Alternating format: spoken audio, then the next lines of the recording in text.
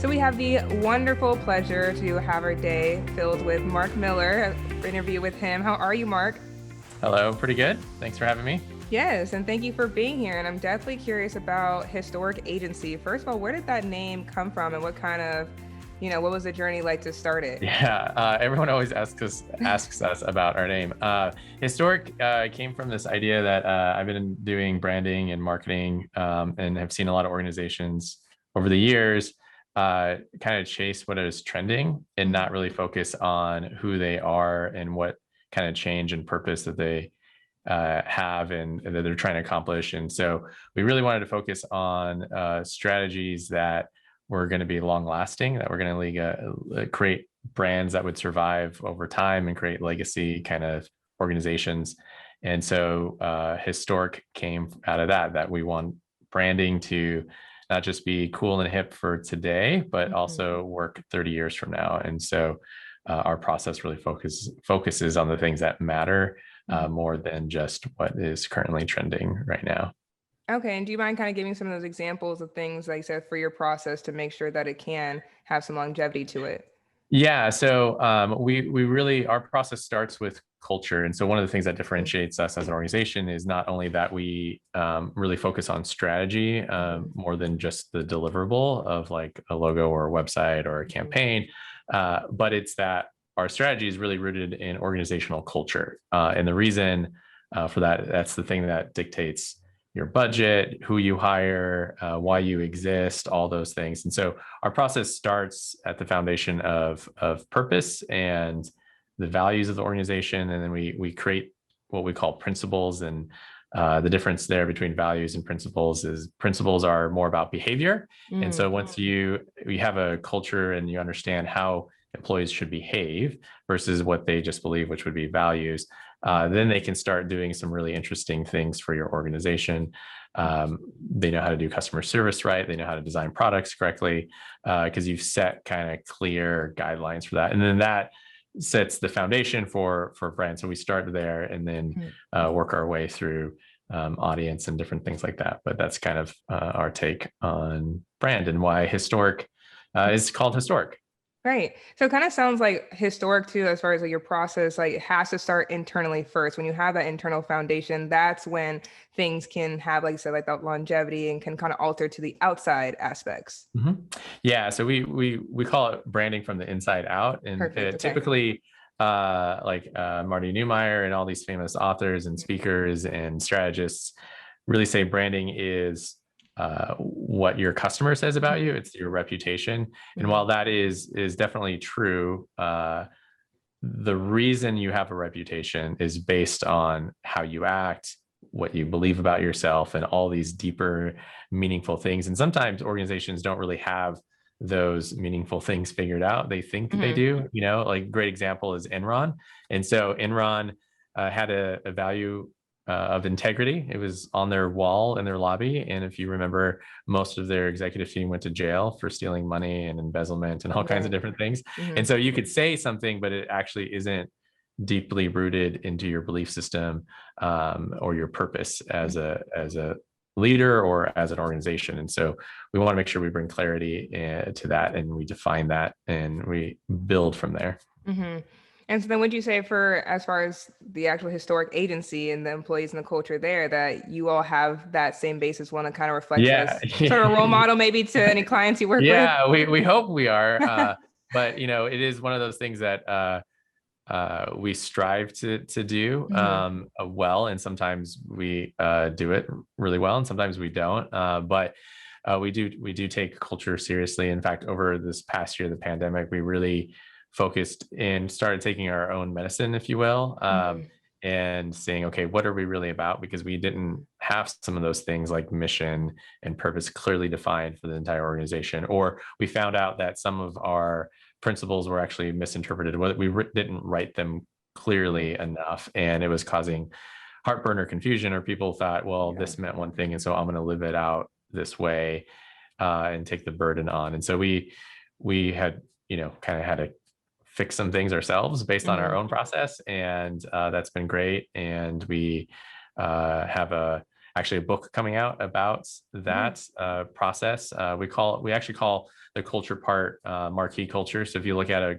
a great famous consumer brand or even B2B brands in your own vertical or wherever you're at, the ones that you kind of want to be like, generally those great brands, whether it's Apple or Netflix or QT or Costco or whatever it might be, have really deep rooted culture that is aligned with the brand. And so we've, over our my 20-year career, working with almost 100 rebrands, we found these patterns and turned it into a book, and really focus on the culture part and how that needs to align with your brand to be successful. And so, staying on the topic of the book, where can our audience get the book and when does it come out? All that Yeah, information. so the book will be available for pre-sale in July, and it ships October 19th with Amplified Press. And we were so gracious that Linda Rutherford, the Chief Communications Officer at Southwest Airlines, wrote the foreword for the book. Wonderful. They're very supportive because as any well-known organization, they've spent a lot of time developing culture and their brand, and they see culture and brand as being very tightly intertwined and one needing the other to succeed. And so we're super stoked for that. But yeah, you can grab it on Amazon or wherever books are sold. So super excited for that. Perfect. Looking forward to that. And staying on the Yeah. topic of culture, for any of our listeners, and as kind of the branding experts that Historic Agency is, let's say, let me startup or a company that maybe has had some issues, how do you find the culture? Where would a company really or business really start? Yeah, so there's a couple things. One is making sure that your values are clearly articulated into principles, and that you have not just one pithy word like integrity or synergy, which whatever that means. It's more like clearly, like if servant leadership is a value in your organization. We worked with one Silicon Valley startup, and they wrote it as if you're the most senior person on a flight and you get upgraded to first class, give your seat to the least senior person you're traveling with. And so defining that as an example can help fix some of the challenges that you have. For an example, again, our own problem was one of our principles was hustle, or values was hustle. And a lot of people that meant you had to work all day and night. And me and my co-founder, Ted Vaughn, really interpreted hustle more as working smarter, not just harder, like putting the work in, but also taking that extra step to understand what you're doing and be smarter, not just work harder. And somehow, obviously, we did not articulate that. And so people were burning the candle at both ends and getting frustrated. And so we had to redefine that and rewrite that and bring clarity to that. The other thing, so we have kind of what we call 6 layers to marquee culture, which you want your culture to kind of be that spotlight, that thing that energizes your brand and pushes that out and really drives customer engagement. One of the other things that if you find yourself kind of stuck in culture in startup mode is lore. So lore is every organization has stories. And so one of the layers of marquee culture we define as lore. And those are the stories that your people talk about the organization. Sometimes they're good. Folklore. Sometimes they're bad. Most of the time they're bad. Like this manager doesn't do this, or the CEO is a swoop and poop micromanager, comes in and blows stuff up and then leaves.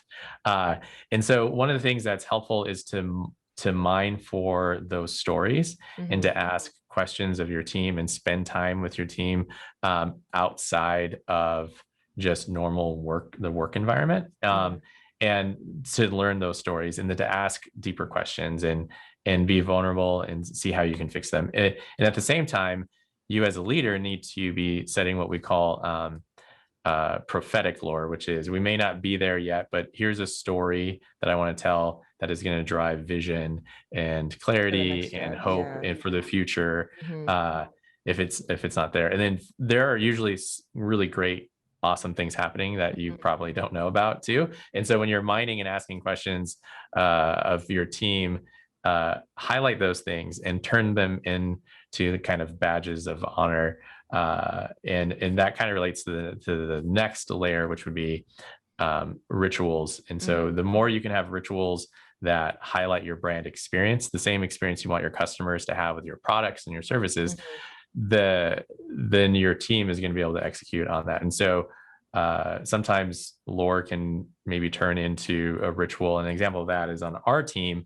As we ask questions from our team members from time to time, someone suggested that one of the questions we ask on like onboarding new staff is, what is their favorite album? And we could probably learn a lot from each other by knowing what albums you like and what albums I like. And so we turned that actually into a ritual, or the staff member who suggested it did that. And so every Tuesday there's music club.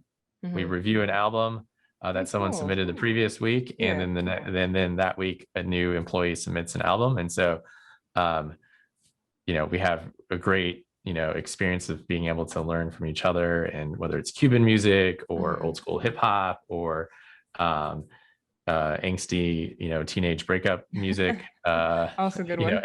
Everyone's got kind of a genre, and and everyone likes it, and it's a great way to learn from each other. So those are a few ways that as you look to shape culture or kind of understand what's going on, some tools. But again, the book outlines a bunch of different tactics as well.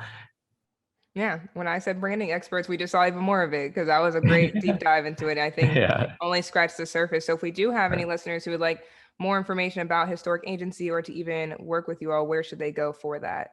So our website is historicagency.com. You can check out our blog. There we have some great resources. We're also on Instagram and Dribbble, as well as culturebuiltmybrand.com, which is the name of our new book, and you can check that out as well. Wonderful. Well, thank you, Mark Miller, so much for joining us and sharing all of that. We Thanks really for having me. appreciate it. Yes, thank you. See ya.